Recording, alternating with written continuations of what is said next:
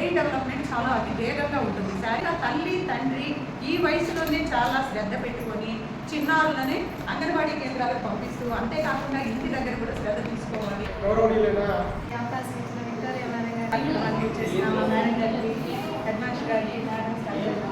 అప్పుడిప్పుడే కొన్ని దేశాలు ఏం చేస్తున్నాయంటే పిల్లలకు మళ్ళీ పెన్నులు పుస్తకాలు పలకరిస్తున్నాయి. విక్టోరియా మేడం గారికి హాజరైనటువంటి పేరెంట్స్కి తర్వాత అందరికీ నాకు నమస్కారాలండి. నేను విక్టోరియా మేడంకి దాదాపు ఇది 3వ మీటింగ్ అనుకుంటా. వినడం చాలా చక్కగా చెప్తారు. గంటన్నరైనా అనర్గళంగా మాట్లాడుతూనే ఉంటారు.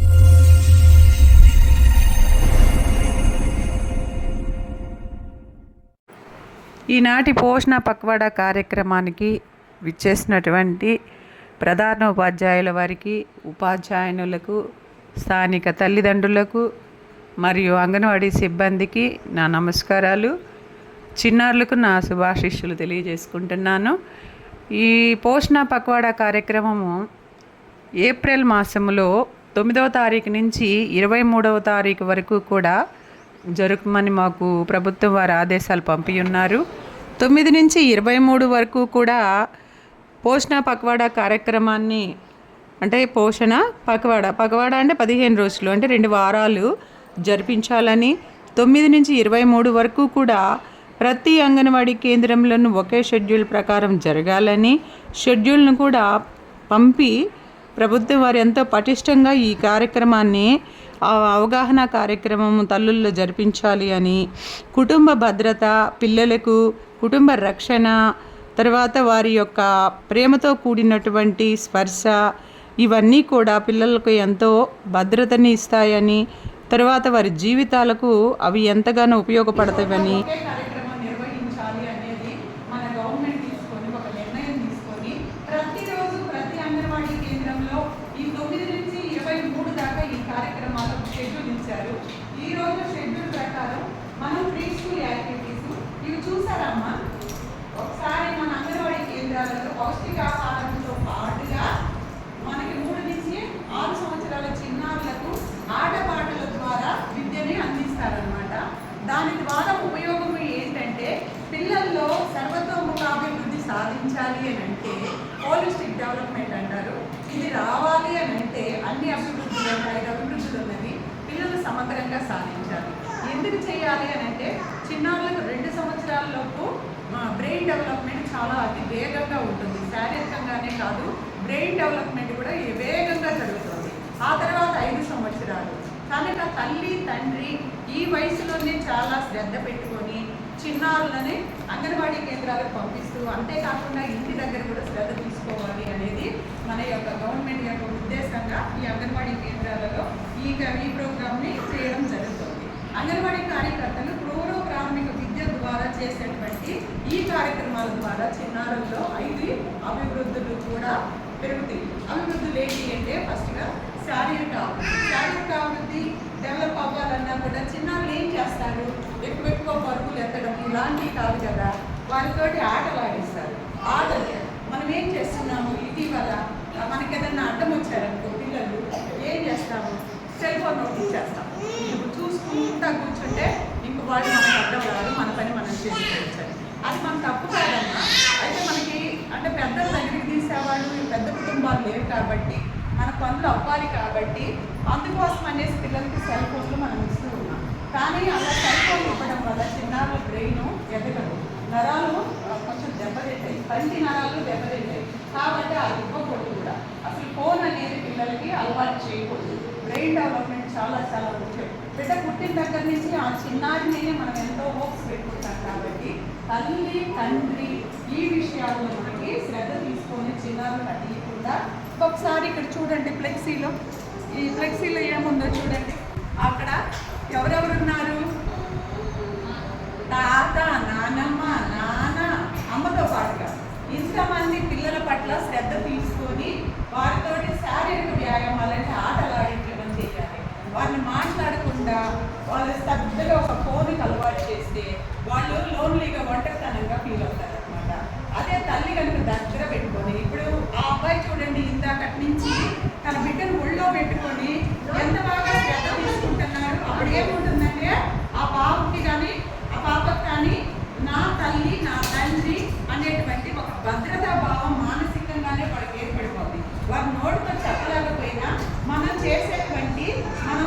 ఉండేటువంటి మన స్పర్శ ద్వారా మనం ఇచ్చేటువంటి పిల్లలకి ఆ భద్రతా భావం వాళ్ళు మెదడు క్యాచ్ చేస్తుంది అనమాట. దాని ద్వారా వాళ్ళు ఒక భద్రతా భావానికి లోనవుతారు. అలా కాకుండా ఫోనుల్లో కనుక మనం వాళ్ళని అడిక్ట్ చేసామంటే వాళ్ళకి ముందుకు పోలేరు, శారీరకంగా మానసికంగా కూడా ఎదుగుదల లోపించిపోతుంది. అందువల్ల మనకి గవర్నమెంట్ ఈ యొక్క ముఖ్య ఉద్దేశం అంటే సెల్ ఫోన్లు వాడటం తగ్గించడం కాదు. చిన్నారులకు అది 2 సంవత్సరాలు అస్సలు ఇవ్వద్దు. ఎట్టి పరిస్థితుల్లో కూడా మనం కాకపోతే దానికి ఏం చేయాలి అని అంటే కొంచెం దీనికి తండ్రులు కూడా సహకారం అందించాలి. ఈ యొక్క పోషణ పక్వాడా స్పెషల్ ఏంటంటే తండ్రులు కూడా తల్లులకు సహాయం చేస్తేనే ఆ బిడ్డను మనం సమగ్రంగా పెంచగలము అనేది మనకి యొక్క గవర్నమెంట్ ఆలోచన చేసి ఈ షెడ్యూల్ ప్రవేశపెట్టారు. అయితే తండ్రులు ఏం చేయాలి, ఇట్లాగే సహకారం అందించాలి. ఇప్పుడు మనము మట్టితోటి బొమ్మలు చేస్తూ వాళ్ళు తండ్రి బిడ్డ మట్టితో బొమ్మలు. ఇప్పుడు ఆ అబ్బాయి మన మామయ్యకి ఒక తల్లి ఉంది. ఏం చేస్తాము, కూరగాయలు ఇలాంటివి తెచ్చేసి ఫ్రిడ్జ్ ముందు పోసేసి అది శుభ్రంగా కడిగిన తర్వాత చిన్న వీటిని వేరు చేయండి, బెండకాయలు, వంకాయలు, టమోటా చేయండి అని అంటే అది కూడా ఒక యాక్టివిటీ చిన్న బిడ్డకి. అప్పుడు తల్లి దగ్గర ఉంటాడు, పని చేయడం నేర్చుకుంటాడు, దాని పేర్లు నేర్చుకుంటాడు, అవి కూరగాయలు అనేది నేర్చుకుంటాడు, పండ్లు అనేది కూడా నేర్చుకుంటాడు కదా. తల్లి కూడా ఒక గురువే. ఓకే, అంగన్వాడీ కేంద్రాల్లో ఎటు వాళ్ళు ఈ షెడ్యూల్ ప్రకారం నేర్పుతూ ఉంటారు, కానీ ఇలా కూడా నేర్చుకోవచ్చు. అదే అప్పుడు వాళ్ళని పిలిచామనంటే ఇప్పుడు ఆటలు ఆడుకోవడానికి పిల్లలకి బొమ్మల సహకారం తండ్రులు అందించాలి. బయట నుంచి కొని తేవడమే కాదు. ఇప్పుడు నీ పేరేంటయ్యా? వినోద్.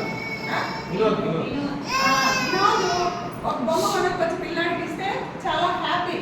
కానీ అప్పుడే వినోద్ కూర్చొని వినోద్ వల్ల ఏడు మీ అబ్బాయి ఎక్కడున్నాడు? అమ్మాయి.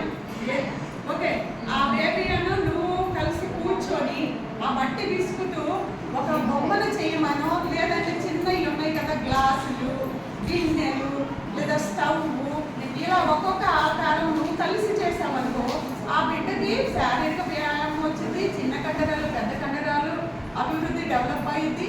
అంతేకాకుండా నీతో కలిసి కొంత టైం స్పెండ్ చేసి ఆ బిడ్డ చేసింది అని అంటే ఎంతో హ్యాపీగా ఫీల్ అయింది అనమాట. ఈ విధంగా కొత్త సమయాన్ని వారికి చెయ్యాలి అనేసి అందుకోసమే మట్టి తెప్పించాము. ఇప్పుడు తండ్రులు ఇంకోటి మీరేమేమి చేయొచ్చు, చక్కగా అయి చేయొచ్చు, ఇంకా ఏమేమి బొమ్మలు చేసి పిల్లలతో కలిసి చేసుకోవచ్చు.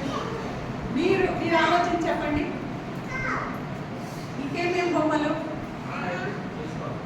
చేసుకోవచ్చు. ఈ ఉదాహరణకి ఏదైనా బాక్సులతో కానీ థర్మాకోల్ షీట్స్తో కానీ అగ్గిపెట్టెలు కానీ ఇవి కనుక ఒక బస్సు, ట్రైన్ ఈ షేపుల్లో చేయొచ్చు కదా, దీనిలో చేయొచ్చు.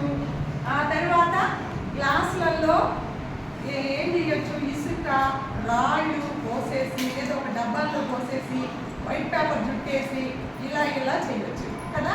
అది మీరు ఆ విధంగా ఇప్పుడు ఒక యాక్టివిటీలో మీరిద్దరు కూడా చేసి చూపించాలి. మాకిద్దరు తండ్రులు వచ్చారు కాబట్టి వీటిలో ఇప్పుడు చేసి చూపించాలి. అది ఒక డెవలప్మెంట్. ఓకే, రెండవది మనకి ఇంకా మేధాభివృద్ధి ఉంది, తర్వాత మనకి మానసిక అభివృద్ధి ఉంది, ఆ తర్వాత ఇంకా అభివృద్ధులు శారీరకం అయిపోయింది.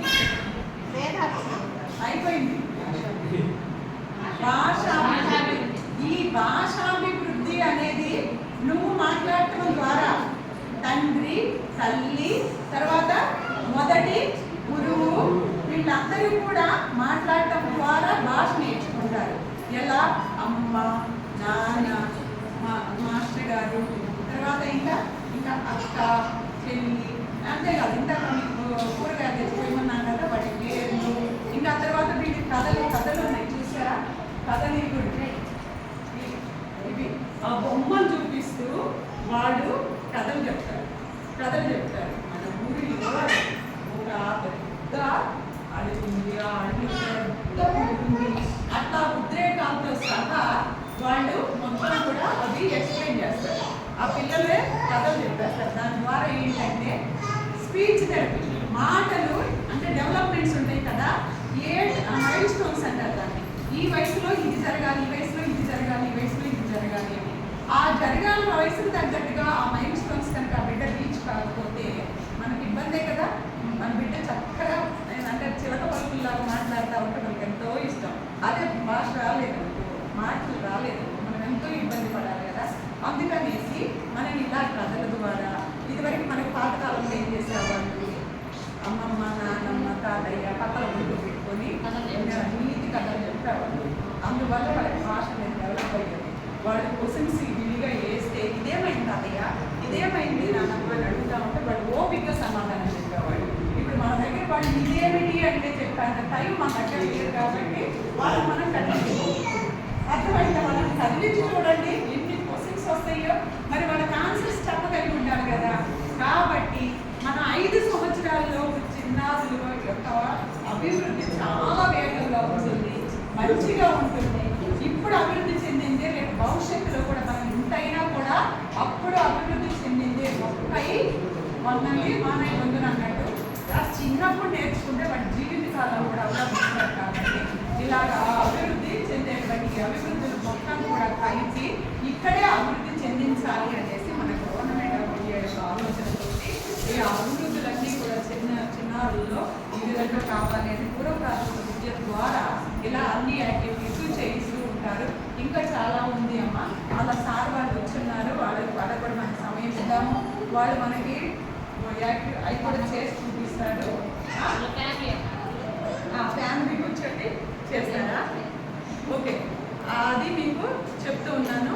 ఓకే, ఇది అవకాశం ఇచ్చినందుకు మీ అందరికీ కూడా నా ధన్యవాదాలు తెలియజేసుకుంటున్నాను. ఇప్పుడు మన హెచ్ఎం సార్ గారు మేడం గారు కూడా వాళ్ళు పిల్లల గురించి తెలియజేసుకుంటారు. గౌరవనీయులైన నాకు మాట్లాడే అవకాశం కల్పించారు. Thank you madam. ఇప్పుడు పిల్లల గురించి చెప్పండి. కిండర్ గార్డెన్ అంటే ఆటపాటల ద్వారా విద్య. మీకు నేను ఎక్కువ చెప్పను, సబ్జెక్ట్ చిన్నతనంలో మా నాయనమ్మ చెప్పింది నాకు. మీకు అందరికి తెలిసి ఉంటుంది. బాగా ఆంధ్రప్రదేశ్లో చాలా ప్రాచుర్యం ఉంది కదా. ఒక ఊళ్ళో ఒక ఏముందంటే ఇల్లు కూడా పేరు మర్చిపోయింది. ఎంతమంది తెలిసింది?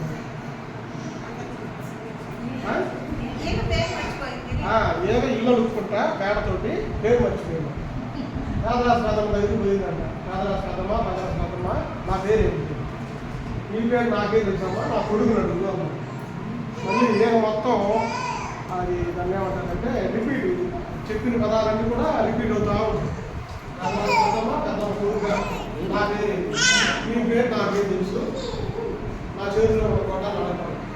మళ్ళీ పేదరాశి పెద్దమ్మ గొడవల నా పేరు, మీ పేరు నాకు తెలుసు, నా చేతిలో గొడవలు అడగడం. గొడవలు అడిగితే గొడవలు నాకే తెలుసు మీ పేరు, నేను కొట్టే చెట్టులో లేదంటే కారణం మామూలు అడగడం. అలా పేదరాశి పెద్దమ్మ కొడుక గొడవల నా పేరు, మీ పేరు నాకే తెలుసమ్మా, నా మీద వాళ్ళ పక్షులు అడగమన్నారు.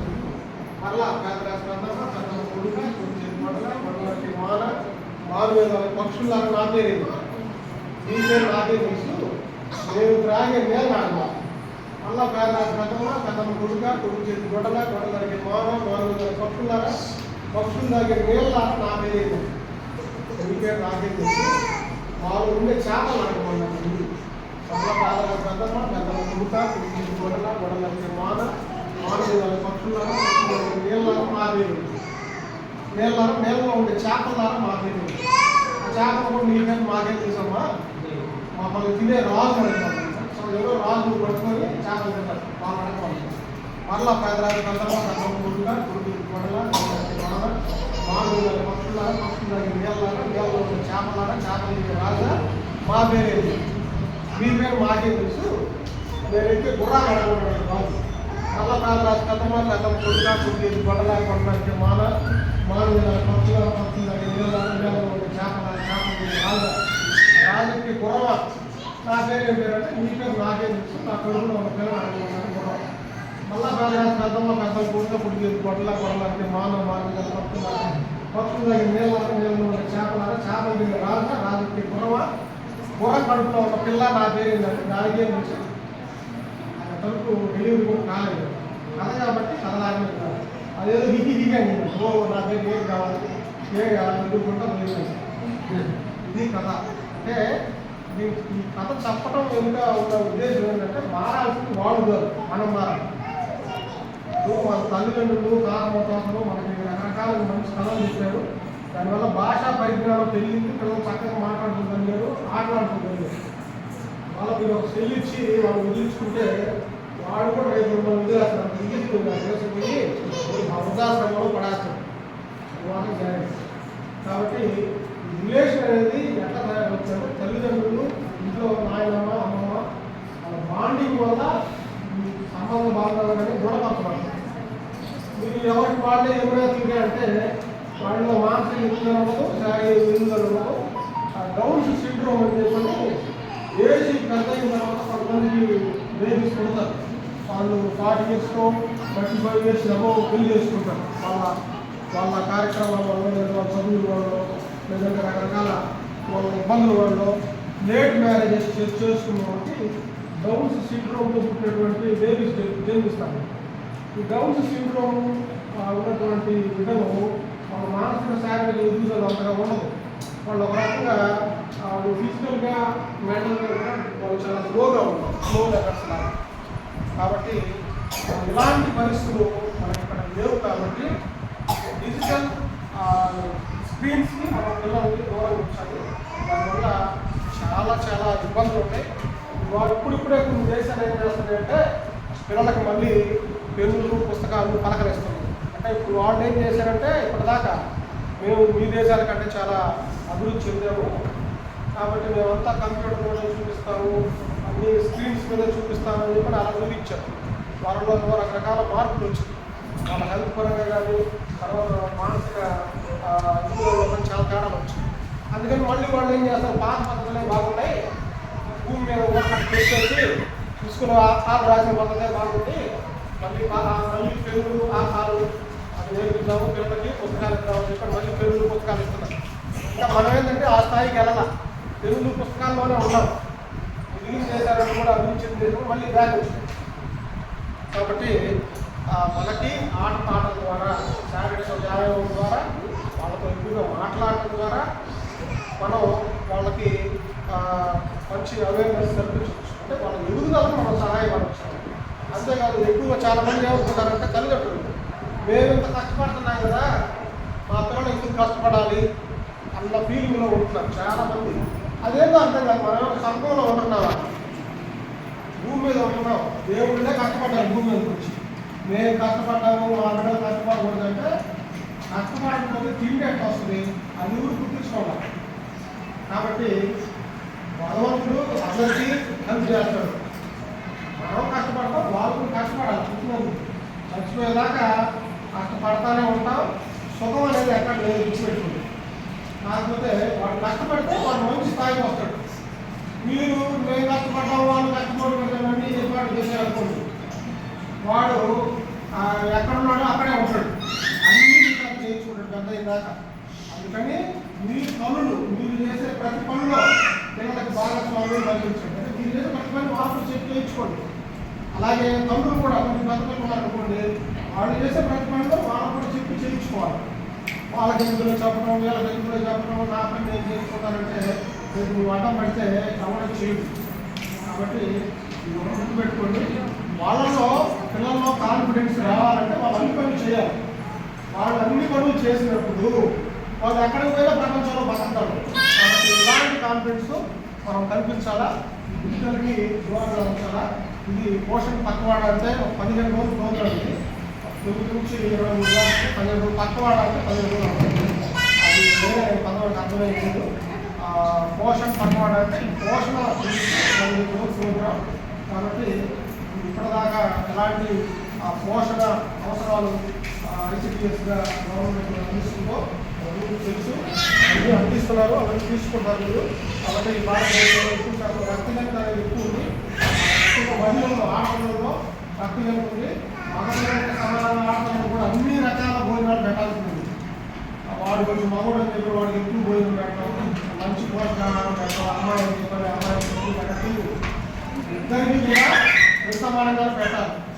ఎక్కువగా అది ఆడపిల్లలకే ఎక్కువగా చార్జ్ అనేది ఉంటుంది కాబట్టి వీళ్ళే ఎక్కువగా భోజనం అనేది మంచి పోషకాహారం ఆడపిల్లలకే అమ్మాలి. ఇదేనమ్మా okay thank you madam. Thank you sir. Sir ఎంత బాగా అనుమానాల గురించి చెప్పారు. తర్వాత ఒక 2 నిమిషాలు. ఈ కార్యక్రమానికి అధ్యక్షులైనటువంటి మన విక్టోరియా మేడం గారికి, హాజరైనటువంటి పేరెంట్స్కి, తర్వాత అందరికీ నా నమస్కారాలండి. నేను విక్టోరియా మేడంకి దాదాపు ఇది 3వ మీటింగ్ అనుకుంటా. మేడం చాలా చక్కగా చెప్తారు, గంటన్నరైనా అనర్గళంగా మాట్లాడుతూనే ఉంటారు. సో ఈ పోషణ పక్వాడలో భాగంగా నేను మీకు చెప్పదలుచుకుంది ఏంటంటమ్మా, మెయిన్ మిమ్మల్ని అన్నా నేను అనుకోవద్దు. ఇప్పుడుండేటువంటి జనరేషన్లో తల్లులకి చాలా ఓపిక తగ్గిపోతుందని నేను అనుకుంటున్నాను పిల్లలతో పడడం.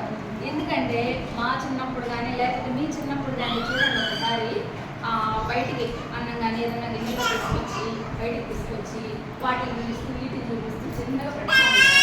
కానీ ఇప్పుడు ఏం చేస్తున్నారు, మనం కదలకుండా కూర్చుంటున్నాం, వాళ్ళ మన ఒడిలో కూర్చోబెట్టుకొని ఫోన్ ఒకటి ఇస్తూ ఉంటే వాళ్ళు చూస్తూ ఉంటే మనం పెట్టుకుంటాం. అవునా కదా? నిజంగా బయటికి తీసుకొచ్చి కానీ లేకపోతే అలా కానీ చూపించి అన్నం తినిపించే తల్లులు ఇక్కడ ఎంతమంది ఉంటారు ఒకసారి చెప్పండి నాకు. ఫోన్ అలవాటు లేకుండా అవి ఇవి చూపిస్తూ మాటలు చెప్తూ పిల్లలకి తినిపించే పేరెంట్స్ ఇక్కడ ఎంతమంది ఉన్నారు? అందరూ చిన్న చిన్న పిల్లలే కదా ఉండండి.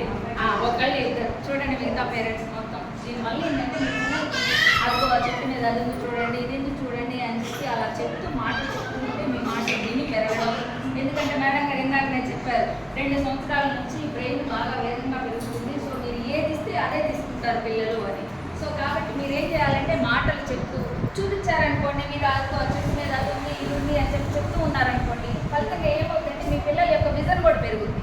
మీరేం చేస్తున్నారు, ఫోన్ ఇస్తున్నారు. ఫలితంగా ఏమవుతుందంటే ఎప్పుడు 4 తరగతుల కల్లా ఎంత అవతాలు వస్తుంది ఇప్పుడున్న పిల్లలకి చూడండి. ఎందుకంటే ఆ రేడియేషన్ ఎఫెక్ట్ అది అనమాట. సో కాబట్టి నేను మిమ్మల్ని ఒక రిక్వెస్ట్ ఏంటంటే ఈ జనరేషన్ని కొంచెం ఆ మొబైల్ ఎడిక్ట్ కాకుండా పిల్లల్ని కొంచెం జాగ్రత్తగా ఓపిక తోటి పిల్లలకు మాటలు చెప్తూ జాగ్రత్తగా పెంచుకొని మంచి పిల్లలుగా తీర్చిదిద్దాలని కోరుకుంటున్నామమ్మా. సో కాబట్టి దీని ఒక్కదాన్ని మాత్రం జాగ్రత్తగా చూడండి. ఎందుకంటే ఇప్పుడు ఎదిగే పిల్లలు, సో రోగాలు లేనటువంటి పిల్లలుగా మనం తీసుకోవాలి. సో పోషణ కూడా వీళ్ళు బాగా ఇస్తుంటారు ఎస్పీఎస్ వాళ్ళు.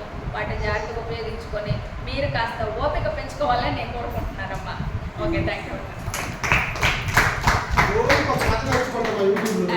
తెలుగు కథలు మంచి చందమామ కథలు అవి ఉన్నాయి. రోజుకు ఒక కథ నేర్చుకొని మీరు చెప్పండి పిల్లలతోటి మాట్లాడుతూ ఉండండమ్మా. ఇంకో ఎగ్జాంపుల్ ఏంటంటే వాచ్మెన్ వాళ్ళ అబ్బాయి ఉంటాడమ్మా, ఫోన్ 2 ఇయర్స్ నుంచి అలవాటు చేశారు. ఆ అబ్బాయి ఇప్పుడు మాట్లాడుతూ ఉంటాడు. ఏం మాట్లాడతాడో అర్థం కాదు. వాస్తవంగా చెప్పాలంటే ఒక్క అమ్మ, తాత, నాన్న ఇవి 3 తప్పితే లోడ లోడ లోడ లోడ మాట్లాడుతూనే ఉంటాడు. కానీ ఏం మాట్లాడుతున్నాడో తెలియదు. మనం అడిగిందని రిప్లై ఇవ్వడు. వాడికి ఇప్పుడు 4వ సంవత్సరం వెళ్ళి 5వ సంవత్సరం వచ్చింది. సో వాడు అనుకుంటే వాడి తమ్ముడు కూడా ఉన్నాడు, ఇప్పుడు 3లోకి ఎంటర్ అయ్యాడు. వాడు కూడా అదే రకంగా తయారయ్యాడు. నేను మా వాచ్మెన్ అది తానే ఉంటాయి, ఎందుకు సుబ్బారావు వాడు చేస్తావంటే ఇంతే కదమ్మా అంటారు. దానికి అలవాటు పడిపోయి మాటలు లేక వాళ్ళు కేవలం చూడటమే కదా. మనం మాట్లాడుతూ ఉంటే వింటారు, రిప్లై ఇవ్వడానికి ప్రయత్నిస్తారు. కాబట్టి మాటలు కూడా బాగా వస్తాయి. ఇదేం లేదు, 1 సైడ్ చూస్తూ ఉండటమే. కాబట్టి వాళ్ళు డెవలప్ కాలేదు, స్పీచ్ సర్టిఫికేట్ తీసుకుంటున్నారు. సో అటువంటి ప్రాబ్లమ్స్ ఏమీ లేకుండా చక్కగా పిల్లలతోటి టైం స్పెండ్ చేయండి.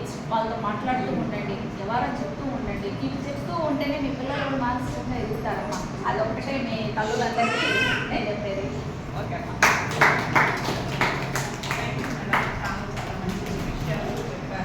అంటే 3 వరుసల్లో 3 లైన్లలో సింపుల్గా చెప్పినా చాలా సూటిగా మాట్లాడారనమాట. ఓకే అమ్మా, మీరు అంటే పిల్లల మీద మనం శ్రద్ధ పెట్టాలి. బిడ్డని నెల తప్పిన దగ్గర నుంచి మన యొక్క కళల్లో ఎవరుంటారు, పుట్టబోయే చిన్నారి భవిష్యత్తే ఉంటుంది. మరి అలాంటప్పుడు మేడం అంటే ఇందాక ఏం చెప్పారు టీచర్ గారు, ఎలాంటి రోగాలు బిడ్డకు రాకూడదని కోరుకున్నాం కదా. సాధ్యమైతే దేవునితో పోరాడి మనమే ఒక రక్షణ ఇస్తాం బిడ్డకి.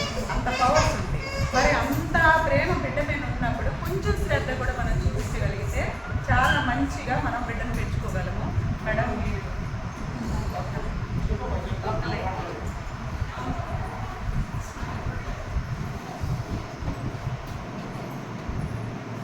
అవకాశం ఇచ్చిన విక్టోరియా మేడం గారికి ధన్యవాదాలు.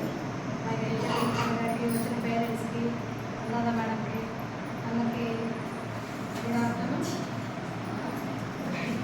మేడం, సారు, విక్టోరియా మేడం గారు ఒకసారి చెప్పారండి. మెయిన్గా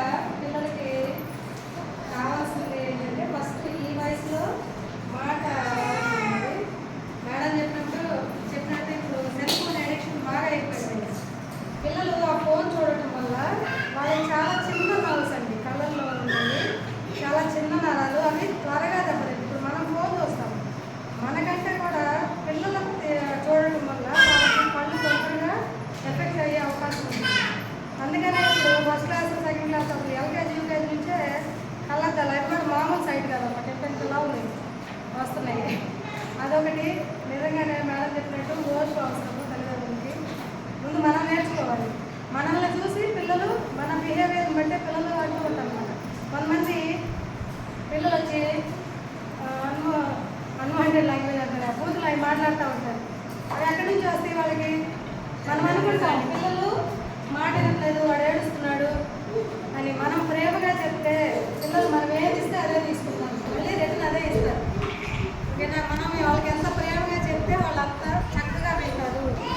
మనం కొట్టుకుంటా కోపడ్డా ఉంటుంది, వాళ్ళు కూడా అదే విధంగా మనకి రిప్లై ఇస్తారు. ఏదైనా చెప్పినప్పుడు ఇలాగే చెప్తారు. అది నేను అనుభవంలోకి తీసుకున్నాను. ఫస్ట్ నా చిన్నప్పుడు మా నా యాటిట్యూడ్ వాళ్ళలో మన కనిపించింది. అప్పుడు అనుకున్నాను, అయ్యో నేను ఉండడం వల్ల కదా వాళ్ళు కూడా ఇలా ఉన్నారు. అప్పటి నుంచి ప్రేమగా చెప్పడం మొదలు పెట్టాను.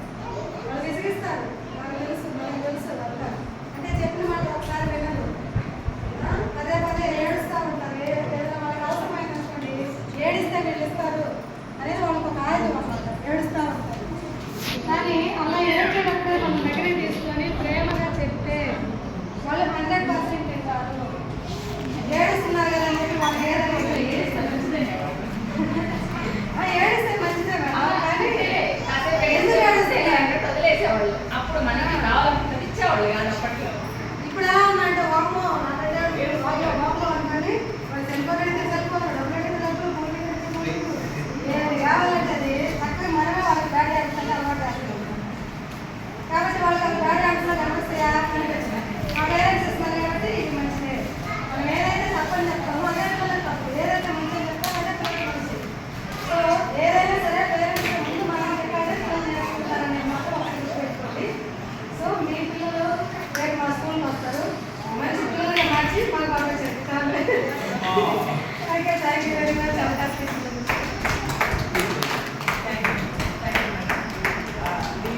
అంతే సార్ వాళ్ళు చక్కగా వాళ్ళ పిల్లల్ని అన్నాల్సి ఇస్తారు కాబట్టి ముందు బాగా చెప్తారు మనకి. ఒకసారి ఆ ఫ్లెక్సీ చూసారమ్మా, అది మన సీఎం గారు, డిప్యూటీ సీఎం గారు, మా మినిస్టర్ గారు వాళ్ళందరూ ఉన్నారు. ఇక్కడ మన స్థానిక ఆఫీసర్ అది అక్కడ చూడండి ఒక్కసారి తల్లిదండ్రులు పిల్లలతోటి, తర్వాత మన ఉపాధ్యాయులు కాక తల్లిదండ్రులు కూడా ఎంత శ్రద్ధతో పిల్లలతో చదివించుకోవడము. ట్యూషన్స్ పంపుతున్నాం, ఓకే, ఇంటి దగ్గర వచ్చినా కూడా పిల్లల మీద కొంచెం మనం అంటే ఫ్యామిలీ బిడ్డకి సపోర్ట్ ఉండాలి. అది మనమే ఒక దానిలో ఉంటే మనకి సపోర్ట్ లేకపోతే ఎట్లా ఫీల్ అవుతాం, మంచిగా ఫీల్ అవుతాం కదా. తన తల్లి తండ్రి తన దగ్గర ఉన్నారు అనే భద్రతా భావం బిడ్డకి ఇవ్వాలి. ఓకే అమ్మా. ఇంకొక చిన్న విషయం ఏంటంటే తీసుకునే ఆహారంలో పిల్లలకి జంక్ ఫుడ్స్ అనేవి అస్సలు ఇవ్వద్దు. కురుకురేలు, బర్గర్లు, చిప్స్, తర్వాత నూడిల్స్, ఇవి ఇంకా అవేంటి వస్తున్నాయి మా నూడిల్స్, ఇంకా మ్యాగీ ఇవన్నీ కూడా పిల్లలకి అలవాటు చేయవద్దు. వీటికి బదులుగా మనం ఏమి ఇవ్వచ్చు? పాత రోజుల్లోగా వేరుశనగ బదులు, తర్వాత శనగపప్పు, తర్వాత వేరుశనగలు, బెల్లము ఐరన్ పెంచింది, రక్తాభివృద్ధి పెంచింది. ఆ తర్వాత ఇంకేమి ఇవ్వచ్చు? బఠానీలు, ఉప్పు శనగలు, తర్వాత ఇంకా కొంచెం ముందుకు పోగలిగితే ఆ 20 రూపాయలు ఆ రేంజ్లో ఉన్నాయి మొక్కజొన్న కండెలు, తర్వాత ఒక అట్టిపండు కొమ్మని ఇవ్వండి. మీరు తల్లి ఓపెన్ చేసుకొని మనం పండగ రోజుల్లో చేసి పప్పు డబ్బాలకు పోసి పెట్టుకున్నట్టుగా అవి పోసి పెట్టుకొని కనుక వాళ్ళకి స్నాక్స్ బాక్స్ కేసి పంపించారు అని అంటే అసలు బయట చిరుతిళ్ళు అనేవి అయ్యి ఎంత ఇంత నూనె పోసి వాళ్ళు చేస్తారు. కాచి దానిలో ఏం పడ్డా కూడా మనం చూడము, ఆ నూనె పారబోయరు. దానిలో వేసి వాళ్ళు ప్యాక్ చేసి పంపించినటువంటి కురుకురేలు, నూడిల్స్, ఇంకా జంతువులు సేమియా ఉన్నాయి, బర్గర్స్, ఇవన్నీ టేస్ట్ రావడానికి, కలర్స్ రావడానికి, నూడిల్స్ ఇవన్నీ కూడా ఎట్లా వేస్తారు, ఎన్ని వేస్తారు. ఆ చిన్నారి పొట్ట దీన్ని జీర్ణించుకోలేదు కనుక దయచేసి ఇవన్నీ వాళ్ళకి జంక్ ఫుడ్ పెట్టద్దు. మంచి ఆరోగ్యకరమైన కూల్ డ్రింక్స్ కూడా చాలా ముఖ్యం. మంచి ఆహారం ఇవ్వండి. ఇంకా ఆ తర్వాత అధిక ఉప్పు, చక్కెర ఇవి వాడదు. కారం, నూనె కూడా వాడదు. నూనె వాడడం తక్కువ చేయండి, ఎక్కువ చేయదు. దీనివల్ల వాళ్ళకి బ్లాకేజీలు, పిల్లలకి చిన్న ఇవే ప్రాబ్లమ్స్ వస్తున్నాయి. ఓకే అమ్మా, థ్యాంక్ యూ. మీరు ఇంత బాగా విన్నందుకు. ఈ అంగన్వాడీ కేంద్రం గురించి ఆ అమ్మాయి ఒక రిక్వెస్ట్ మిమ్మల్ని అడుగుతుంది. వాళ్ళిద్దరు ఒక చిన్న యాక్టివిటీ చేస్తారు. ఇంకా మనం బయటకు చేసినామా మేడం గారికి, హెడ్ మాస్టర్ గారికి, మేడమ్స్ గారికి. అమ్మా మీరందరూ మంచిగా పంపిస్తున్నారు పిల్లల్ని. ఇక్కడ మీ పిల్లలకి నేను చక్కగా ఆటపాటల ద్వారా విద్యను అందిస్తున్నాను. ఇంకా కొంతమంది మోటివేస్తున్నారు. అట్లా కాకుండా అందరూ చక్కగా బడికి పంపించండి పిల్లలకి. ఈ పిల్లల్ని నేను ఎంత చక్కగా చూస్తుంటానో మీరే చూసి చెప్తారు. అట్లాగే ఇక్కడ నేను చెప్పినట్లా కాకుండా మీరు ఇంటి దగ్గర రాపించి పిల్లలకి మేడం చెప్పినట్టు ఫోన్స్ ఇవ్వకుండా ఒక పద్ధతిలో పిల్లల్ని స్కూల్కి పంపించేటట్టుగా చూడండి. పిల్లల్ని చక్కగా రెడీ చేసి స్కూల్కి టైంకి పంపించేటట్టు చూడండి.